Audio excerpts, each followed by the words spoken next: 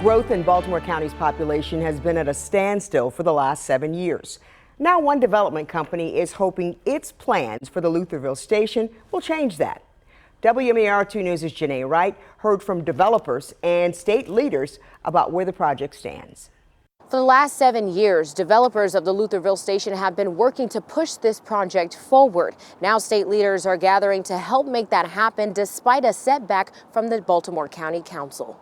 This location was originally Timonium Mall, but in the early 2000s, things changed and the mall shut its doors for good. Since then, the space has been vacant. In December of 2020, MLR Partners purchased the property in hopes of making it a mixed-use space, housing both businesses and multifamily apartment homes. But for the last several years, there has been little momentum for the project.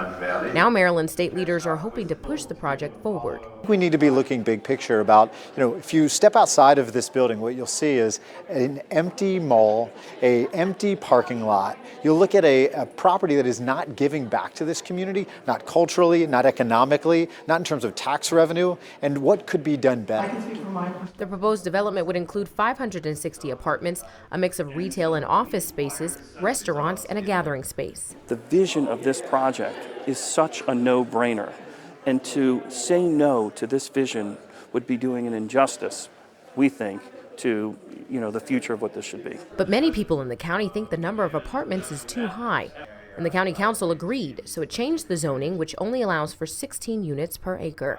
It also only allows for single-family homes instead of multifamily homes. Mark Rembaum, principal at MLR Partners, says despite the zoning restrictions, he's still optimistic about redeveloping the space. When you have one council person who wants a specific thing, typically the rest of the council will vote accordingly.